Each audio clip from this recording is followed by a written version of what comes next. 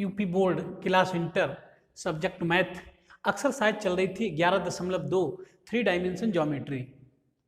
इसके मैं आप लोगों के लिए 3 क्वेश्चन करवा चुका हूं और ये क्वेश्चन नंबर 4। क्वेश्चन नंबर 4 में क्या कहा है, एक बार क्वेश्चन को समझा रहा हूं।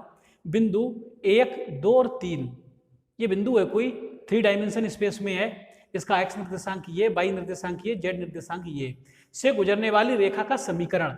इस बिंदु से गुजरने वाली रेखा निकालनी है हमारे लिए। जो अगले क्वेश्चन पढ़ रहा हूं, कह रहे हैं क्वेश्चन में जो सदिश एक सदिश दे रखा है 3i + 2j - 2k, 3i + 2j - 2k के समांतर है। इस सदिश के समांतर है। इस सदिश का को b कह दे रहा हूं, b बराबर जिसके समांतर है, b के समांतर है ये, मतलब इसके समांतर है 3i + 2j - 2k, b के समांतर है।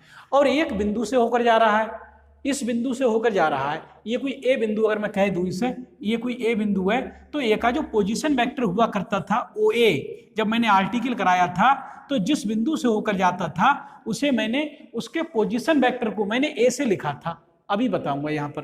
तो a का मान कितना होगा, सदिश a का मान कितना होगा, इसके ये घटक हैं आपके, तो इसका जो सदिश फॉर्म होगी इसकी वो होगी i, मतलब 1i, 1i + 2j + 3k। तो इस बिंदु से होकर जा रहा है, इसके समांतर है। मैं इसका चित्र भी बना रहा हूं यहां पर, ध्यान दें। एक चित्र के माध्यम से भी, हालांकि मैंने चित्र आपको बनवा दिया था और उस समय आर्टिकल भी ये करा दिया था। एक बिंदु से होकर जाने वाले, ये जेड एक्सिस है, तो ये कोई रेखा है आपकी, ये रेखा है। इस रेखा का समीकरण हमारे लिए निकालना है, इस एल रेखा का समीकरण। तो ये एक बिंदु से होकर जा रहा है, ये बिंदु दे रखा है, इस बिंदु को ए से लिख दिया है मैंने, और इसके निर्देशांक भी हैं 1, 2, 3। तो इस ए का जो पोजीशन वेक्टर मैंने लिखा था उसे ए से लिखा था मैंने।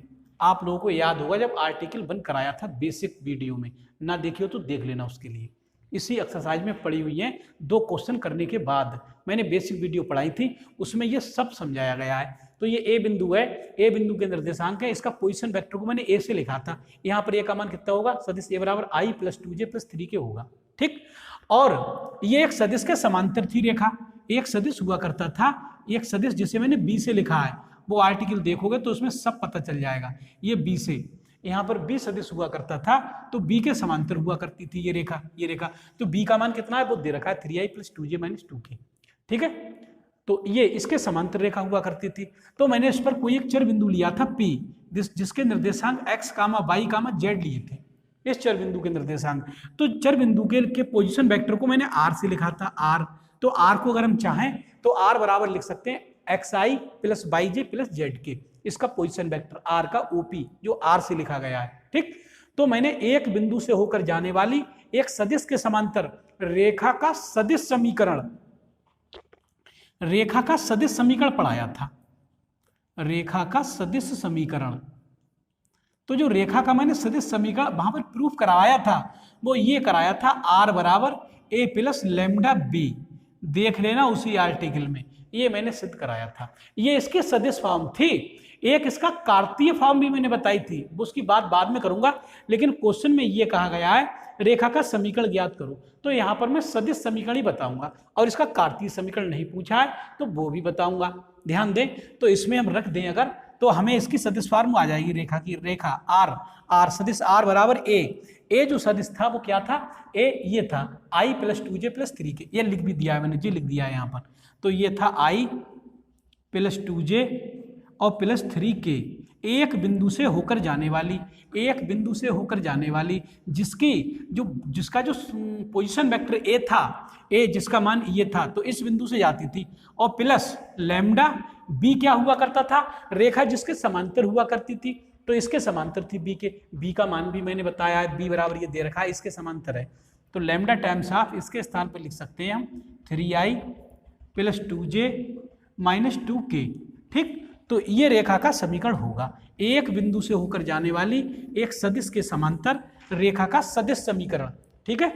ये बाई एक्सिस बीच में आ गया है, ये मैं ऊपर हटा के थोड़ा लिख दे रहा हूँ, ये बाई एक्सिस नहीं है इसमें, अच्छा हाँ ये, तो ये होगा आपका। ये होगा इसका सदिश समीकरण। एक बिंदु से होकर जाने वाली सदिश बी के समांतर रेखा का सदिश समीकरण आर बराबर ए प्लस लैम्डा बी, या ए प्लस टी भी लिख सकते हो, लैम्डा की स्केलर क्वांटिटी है, टी बी म्यू कुछ भी लिख सकते हो इसे, ठीक, स्केलर में, तो वो आप पर डिपेंड कर रहा है आप क्या लिख रहे हो। तो ये इसका सदिश समीकरण हो गया, मैं समझता हूँ समझ में आया होगा।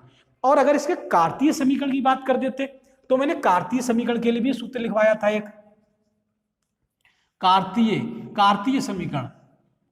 तो इसकी जो कार्टेशियन फॉर्म थी, कार्तीय समीकरण जो हुआ करता था वो भी बता रहा हूं। कार्तीय समीकरण हुआ करता था x माइनस x1 बटे b1 बराबर y माइनस y1 बटे b2 बराबर z माइनस z1 बटे b3, ये हुआ करता था, ठीक।